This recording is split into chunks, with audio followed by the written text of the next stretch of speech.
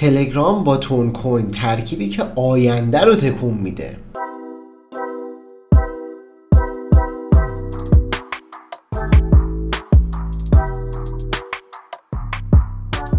سلام، من محمدم و اینجا کانال نبض سرمایه است. امروز تحلیل ارز تون کوین رو داریم، ارز تلگرام. ببینیم که چه بلایی قراره سر آینده قیمتی این ارز بیاد. اگر ویدیو رو دوست داشتین لایک کنین، سابسکرایب کنین و برای دوستاتون حتما بفرستین. بدون معطلی بریم رو نمودار. این نمودار تون به USDT توی صرافی بایننس تایم فریم هفتگی هستش. خب این تایم فریم هفتگیش تحلیل خیلی خاصی نداره. من تایم فریم رو روی روزانه قرار میدم که یه مقدار دیتای نموداری که با ما میده بیشتر باشه. مهمترین نقطه‌ای که برای تون کوین هستش این نقطه مقاومتی خیلی سنگینیه که توی حوالی سقف تاریخی تون کوین قرار داره که تازگی هم باهاش درگیر شده.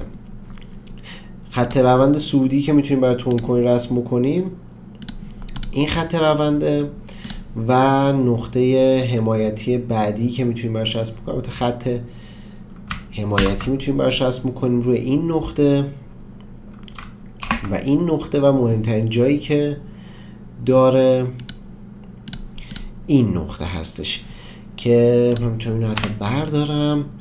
این نقطه برای ما خیلی اهمیت زیادی داره و حالا دیگه به ادامهش کار نداره. توی قیمت‌های بالاتر این نقطه و این نقطه برای ما اهمیت خیلی زیادی دارن. از ابزار فیبوناچی اگر بخوایم کمک بگیریم، از اینجا به اینجا اگر ما رسم کنیم که ادامه روند در اینجا شکل گرفته، 1.6 فیبو دقیقاً میفته سقف محدوده مقاومتی ما که میبینیم تازگی برخوردم داشته و نتونسته کلوز خوبی بالای این بده، یعنی اصلا کلوزی نتونسته بالای این خط بده و همینطور بالای این محدوده ما.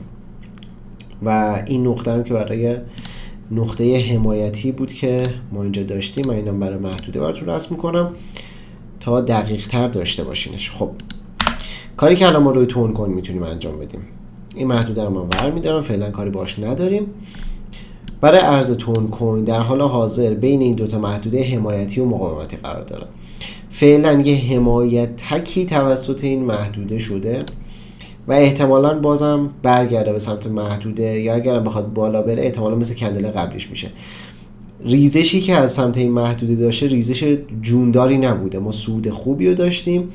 اینجا بعدش کندلایی که نزولی بودن خیلی کوچیک بودن، شاید بتونه تا اینجا برگرده و از اینجا بتونه یه حمله دوباره به سمت سقف، تقریبا سقف تاریخیش، محدوده‌ای که توی آخرین محدوده تاریخیش هستش داشته باشه و اگر بتونه از همینجا مجدد برگرده احتمال اینکه این نقطه رد بکنه زیاد. اگر این نقطه رد بکنه که همونجور که گفتیم این دوتا تارگت میتونه پیش روش باشه. کاری که ما میتونیم انجام بدیم برای وارد شدن به معامله با وایسیم، ریاکشنش رو نسبت به این محدوده ببینیم که از اینجا چه ریاکشنی به ما نشون میده. اگر یه همچین کندلی یا یه همچین کندلی ما دیدیم، ما میتونیم وارد بشیم و به سمت تارگت های بالاتر پیش بریم. و تارگت های بالاتر از اینم اگر بخوام خدمتتون اعلام بکنم، این فیبوناچی رو که ما رسم میکنیم اینجا 2 فیبو رو ما به عنوان تارگت بعدی داریم که اگر این ناحیه رد بکنه عدد خیلی عجیب غریبی نیستش براش. و یه دونه فیبو هم از این نقطه اگر من رسم بکنم دقیقاً میبینین که با 1.2 اینجا یکیه. من این مقدار پایین ترش هم میارم که توی نقطه سیف باشه و اینجا میبینید که مجدد 88 فیبو هم کفه محدوده رو تایید کرده. پس نقاطی که رسم شده نقاط به شدت مهم و حیاتی برای این ارزه. اگر ما بتونیم این محدوده رو رد بکنیم احتمالاً از اینجا 6% تقریبا تا اینجا یه چیز اولوش 13% ما از ارز تون میتونیم سود بگیریم. بعدش احتمالاً پول بک هایی داریم که مجدد میتونیم وارد این ارز بشیم.